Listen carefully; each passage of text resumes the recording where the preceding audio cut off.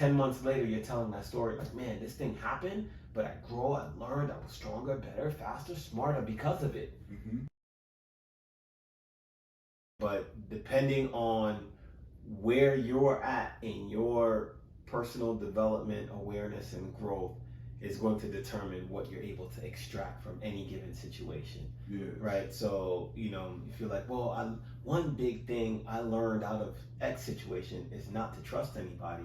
Well, that's one lesson that's in there, but there's several others, right? So depending on where you're at, and and your willingness to grow and to receive and to understand what's being presented to you, then one person can extract one thing from a situation. I can look at a situation like, nah, I got about 4 or 5 or 6 different things out of that. And so that also plays a factor where a person's at in their willingness, right, to self-develop, grow, and expand.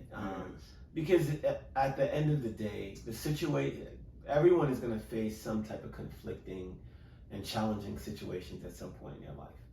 Those, if you look at those external factors as this thing is happening to me, and it's happening to me because of this person, that person, or this organization, or this thing, then what happens now when this person, that organization, or this thing, whatever it may be, is no longer present? What happens when it's gone and it's removed and it's no longer in your life, right?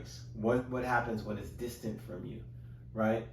It is you now with your own consciousness and your own memory of the organization, the people, the thing, that's reliving and re-traumatizing yourself, because you keep going back to a narrative that you created within the consciousness and confinement of your own mind. And then you're reliving it and retelling it and re-traumatizing yourself even more. And then and the more you relive it, retell it, the more you're going to distort it, because the further away, social psychology and even neuroscience tell you, like the further away that you get from the point of impact of a situation, like your memory and memory recall of it gets distorted each time, right? You start to include factors and things that were never present to begin with, right?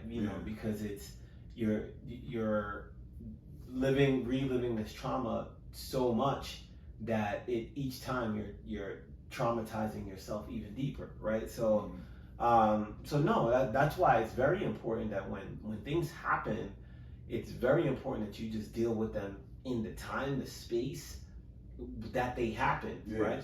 The story that you create from it happening is also very important, and not telling the story from a narrative where you're victimizing yourself, right? A lot of people do that, where I was once guilty of it, like, man, if these people didn't do this to me and say this to me and treat me in this manner, I would have, been X, Y, and Z. And once I grew, in my consciousness, I was like, nah, those people really didn't stop me. They just did things I didn't like. And they didn't stop me from doing anything. They didn't control the world and kept opportunities away from me. It's just me reliving the trauma based on what they did that I didn't like, prevented me from seeing opportunities that were always there.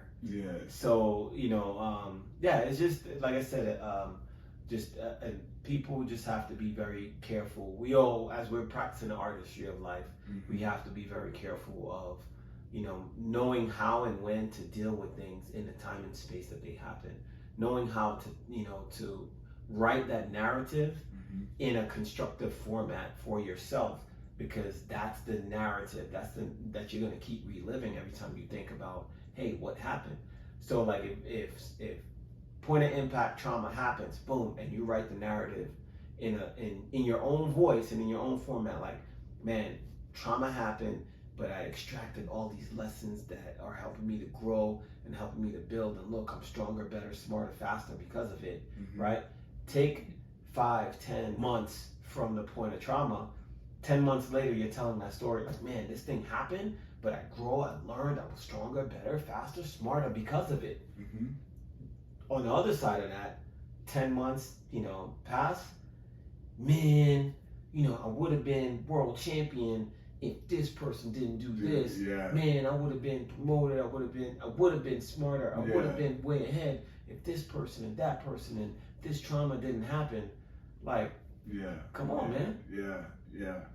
Man, you know, I mean, going back to all this, and the very first one is where you said, you know, taking the self-accountability, man. You know, it's so hard for people. I mean, you know, before I started this journey too, like, probably one of the most challenging, you know, personal growth I had to deal with was just looking myself in the mirror, man, and just owning that accountability, like you said, like holding myself accountable for every actions that I directly and indirectly might have, you know, contributed to the person I was then. And like it's so difficult and challenging to look, you know, in the mirror and be like, man, nah, you played a role in that, you know.